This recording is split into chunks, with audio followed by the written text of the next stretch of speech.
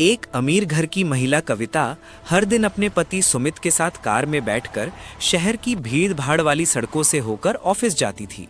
बाकी लोगों की तरह ये ट्रैफिक उनके लिए आम था, लेकिन रेड सिग्नल पर रुकते ही कुछ ऐसा होता था जो कविता के दिल को छू जाता था। जब उनकी गाड़ी ट्रैफिक या सिग्नल पर रुकती तो छोटे-छोटे बच्चे उनकी गाड़ी को घेर लेते। कोई सामान बेचता, कोई भीख मांगता, और उन्हीं में से एक था रोहन।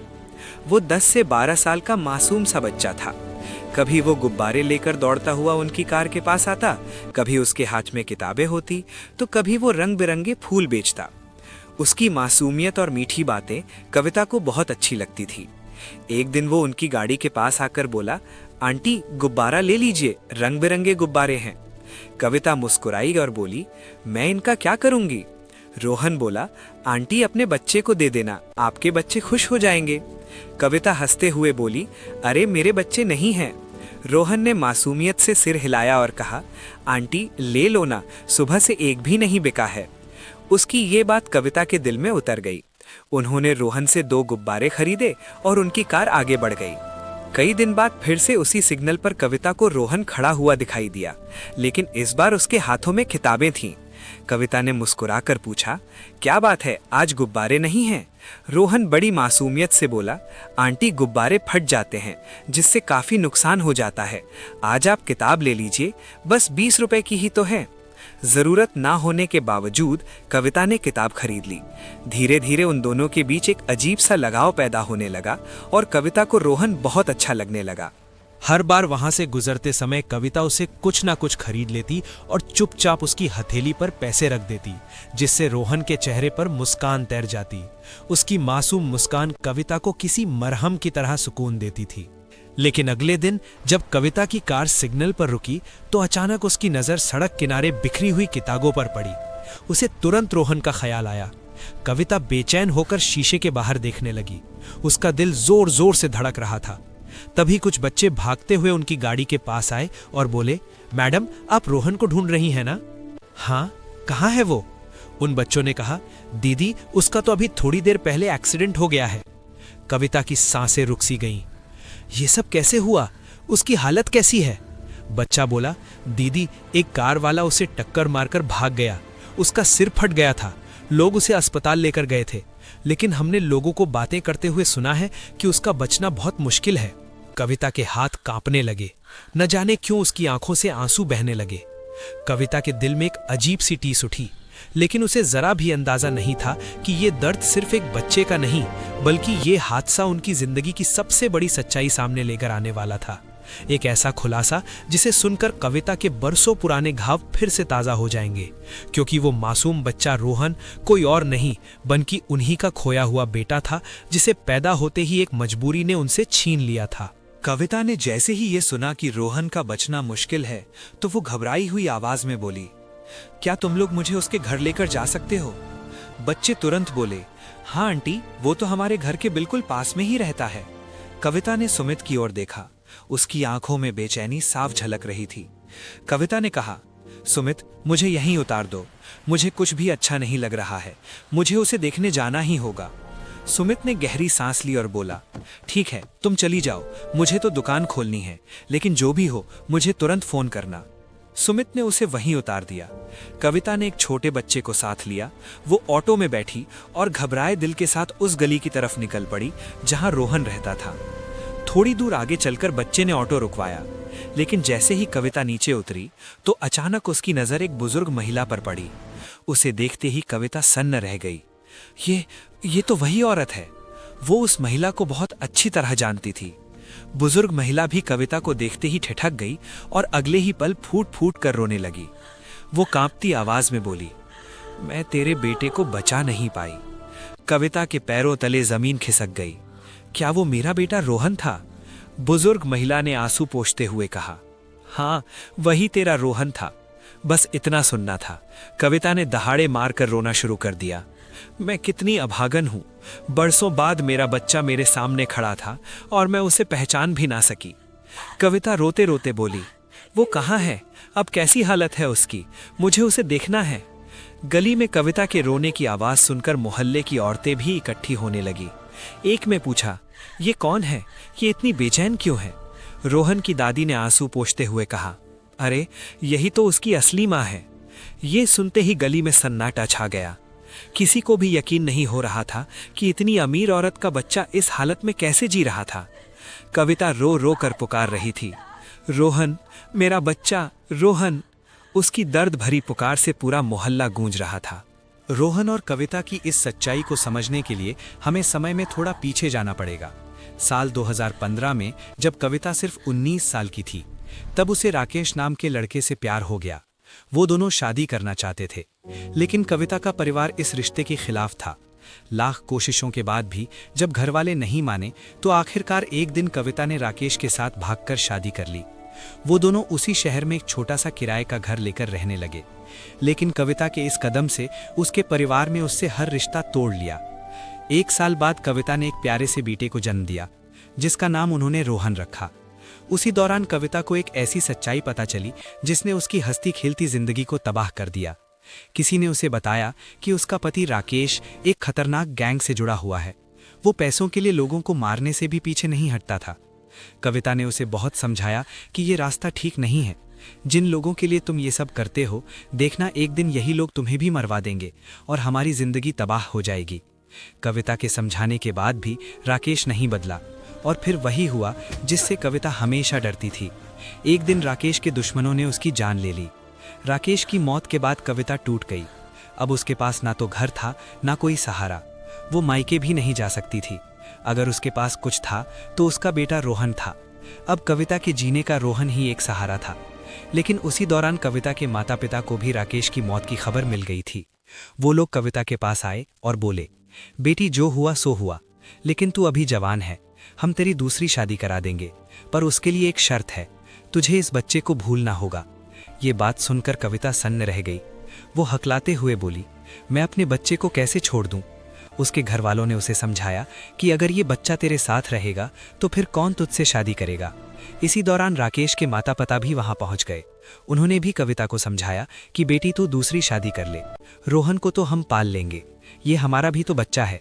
बहुत सोचने समझने के बाद नम आंखों से कविता ने अपना मासूम रोहन उसके दादा दादी को सौंप दिया और अपने माता पिता के साथ चली गई। कविता के माता पिता ने अपनी बेटी के अतीत को भुलाने के लिए सुमित नाम के लड़के से उसका रिश्ता तय कर दिया। लड़का अच्छा और संस्कारी था, इसलिए कुछ मुलाकातों और बातचीत के बाद परिवार वालों ने सुमित और कविता का रिश्ता पक्का कर दिया। लेकिन इस रिश्ते की नींव एक बहुत बड़ी सच्चाई को छिपाकर रखी गई थी। सुमित से कविता का अतीत छिपाया गया। उसे बताया गया था कि कविता अविवाहित है। कुछ दिनों बाद उन दोनों की धूमधाम से शादी हो गई। शादी के बाद कविता मुंबई आ गई।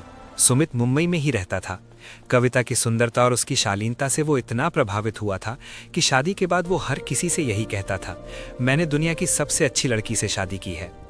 सुमित की हील रोड मार्केट में मोबाइल की बड़ी दुकान थी, जिसे चलाने के लिए कर्मचारी रखे हुए थे। उसका काम इतना अच्छा चलता था कि घर में कभी पैसों की कमी महसूस नहीं होती थी। धीरे धीरे कविता भी दुकान पर उसका हाथ बटाने लगी।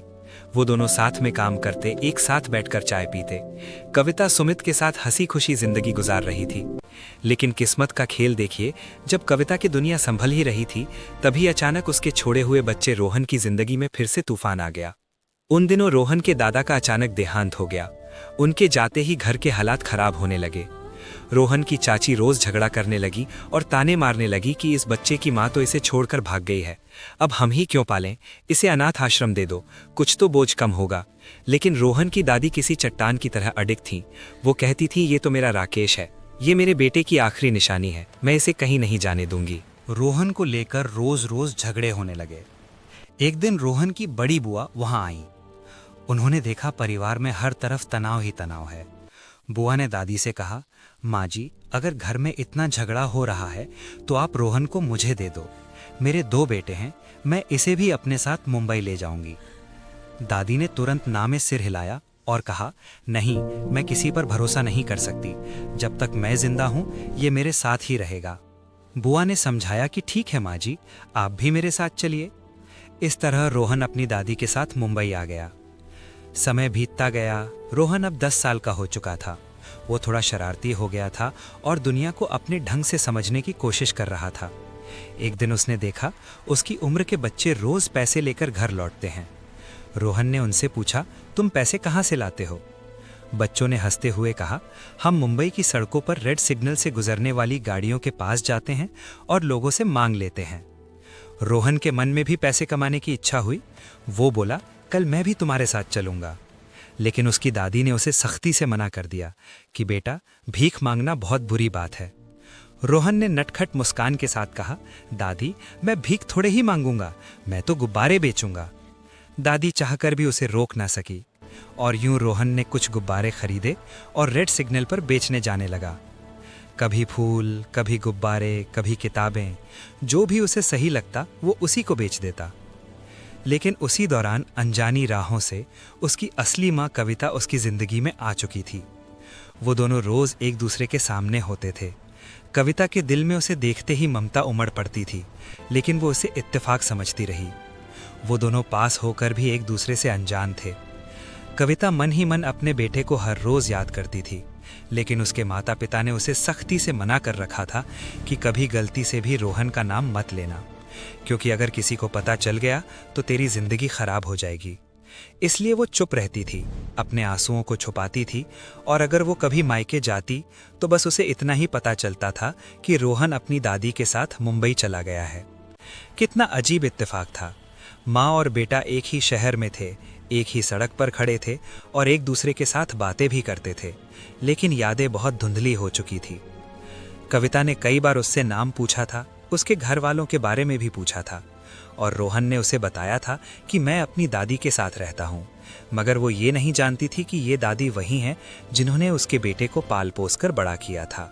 लेकिन आज कविता जब रोहन को तलाश करते हुए उसके घर पहुंची और दादी को सामने खड़े देखा तो उसकी आंखें खुली की खुली रह गई और बरसों पुरानी यादें फिर से ताजा हो गईं। उसके दिल में ममता की टीस उठी। क्या सच में वो मेरा बेटा रोहन था? दादी ने कांपती आवाज में कहा, हाँ बेटी, यही तेरा रोहन है, लेकिन आज उसका एक्सीडेंट हो गया है। कविता चीख पड़ी, कहाँ है वो? मुझे अभी उसे देखने जाना है। दादी ने बताया कि उसे अस्पताल लेकर गए हैं। उसकी बुआ भी उसकी हालत के बारे में कुछ नहीं जानती। उन्हें बस इतना ही पता चला था कि उसे बहुत गंभीर चोटें आई हैं। पास खड़ी औरतों में से एक ने उसका हाथ पकड़ा और बोली, चल बहन, हम तुझे अस्पताल लेकर चलते हैं। कविता तुरंत उनके साथ चल पड़ी। जैसे ही कविता अस्पताल पहुंची तो रोहन की बुआ उसे देखते ही फूट फूट कर रोने लगी। उन्होंने बताया, डॉक्टर कह रहे हैं कि रोहन के बचने की उम्मीद बहुत कम है। कविता कांपती हुई आवाज में बोली, ऐसा मत कहिए, दुआ कीजिए कि वो मुझे छोड़कर ना जाए। इसी तरह 6 घंटे बीत गए। कविता को हर मिनट किसी पहाड़ की तरह भारी लग रहा था। आईसीयू का दरवाजा बंद था। अंदर रोहन जिंदगी के लिए जंग लड़ रहा था। इसी बीच कविता का फोन लगातार बज रहा था। उसका पति सुमित काफी देर से फोन कर रहा था। आखिरकार कविता ने फोन उठाया और कांपती आवाज में कहा, सुमित, उस बच्चे के बचने की कोई उम्मीद नहीं है। मुझे माफ करना, मैं आज नहीं आ पाऊंगी। सुमित हैरान था। उसने पूछा, क्या तुम अस्पताल पहुंच गई हो? और ये कैसी बात कर रही हो तुम? उसके माँ बाप है ना वहां पर? वो लोग सब संभाल लेंगे। अब कविता उसे कैसे बताती कि जिस लड़के को वो पराया समझ रहा है वो कविता का अपना बेटा है, जिसे उसने आज तक दुनिया से छिपाया रखा था। उसने बस इतना कहा, सुमित, मैं अभी फोन पर बात नहीं कर सकती। इसके बाद कविता ने फोन बंद कर दिया। कुछ देर बाद एक डॉक्टर बाहर आया। उसके चेहरे से थकान और चिंता झलक रही थी। कविता ने डॉक्टर से पूछा, डॉक्टर साहब, मेरा बेटा कैसा है अब? डॉक्टर ने कहा, अगर मरीज को 72 घंटे में होश आ गया तो वो धीरे धीरे ठीक हो सकता है, वरना कुछ कहना मुश्किल है। वो 3 दिन कविता के लिए 3 साल के बराबर थे। और फिर तीसरे दिन शाम को डॉक्टर ने मुस्कुराते हुए कहा, लड़के को होश आ गया है, अब आप लोग मिल सकते हैं।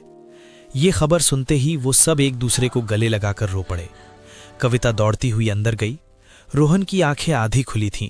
वो धीमी आवाज में बोला, आंटी, आप आ गईं? कविता ने उसे प्यार भरी नजरों से देखा। वो उसके सिर पर हाथ फेरते हुए बोली, बेटा, मैं आंटी नहीं हूं, मैं तुम्हारी मां हूं। उसने रोहन को सीने से लगा लिया और बरसों का दर्द, इंतजार और प्यार सब आंसुओं में बह गया। डॉक्टर ने कविता को समझाया कि बच्चे के साथ ज्यादा बात ना करें, इसे अभी आराम करने दो। पिछले 3 दिनों से कविता ने सुमित को फोन नहीं किया था। उसका मोबाइल भी बंद था। उधर सुमित कविता की चिंता में परेशान था। आखिर वो भी रोहन के घर पहुंचा और वहां सुमित को कविता की असल सच्चाई का पता चल गया। वो तुरंत अस्पताल पहुंचा। उसने गुस्से से बोला, तुम लोगों ने मेरे साथ धोखा किया है, आज से हमारा रिश्ता यहीं पर खत्म होता है। कविता चुपचाप सब सुनती रही। भला उसके पास अब बचा ही क्या था सिवाय रोहन के। और अब कविता रोहन को दोबारा नहीं खोना चाहती थी। एक हफ्ते बाद रोहन घर आ गया। कविता उसकी देखभाल करती रही। जब उसने सुमित को फोन किया तो उसने फोन ही नहीं उठाया। लेकिन 10 दिन बाद अचानक सुमित अपने घरवालों के साथ रोहन के घर पहुंचा। कविता उन्हें देखकर रो पड़ी। उसकी सास ने उसे गले लगाया और बोली, बेटी मत रो, चलो घर चलते हैं। ये सुनते ही कविता घबराकर पीछे हट गई। मैं अपने बेटे को छोड़कर कहीं नहीं जाऊंगी। सास मुस्कुराई, किसने कहा है तुम उसे छोड़कर जाओ, बल्कि तुम्हारा बेटा, उसकी दादी, हम सब साथ चलेंगे। सुमित बहुत देर बाद आगे आकर बोला, चलो कविता, मैं भी तुम्हारे बिना नहीं रह सकता। और इस तरह जो परिवार टूट चुका था वो फिर से एक हो गया। उस वक्त कविता 2 महीने की गर्भवती थी। समय आने पर उसने एक प्यारे से बेटे को जन्म दिया। कुछ साल बाद उनकी एक बेटी हुई। अब कविता, रोहन और उसके छोटे भाई बहन सब एक साथ एक खुशहाल जिंदगी गुजार रहे हैं। ये कहानी हमें सिखाती है कि जिंदगी में चाहे कितना भी प्यार क्यों ना मिले, माँ बाप से बढ़कर कोई सहारा नहीं होता। माँ की ममता और बाप की मेहनत के बिना किसी भी रिश्ते का अस्तित्व अधूरा रहता है। इसलिए ऐसा कदम मत उठाओ जो तुम्हारे सुख के बदले तुम्हारे माता पिता की आंखों में जिंदगी भर के लिए आंसू लिख दे। दोस्तों, अगर कहानी पसंद आई हो तो इसे लाइक और शेयर करें। ऐसी ही दिलचस्प कहानियों के लिए हमारे चैनल को सब्सक्राइब जरूर करें। ये कहानी पूरी तरह काल्पनिक है।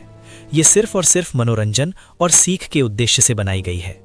किसी भी असल घटना या व्यक्ति से इसका कोई संबंध नहीं है।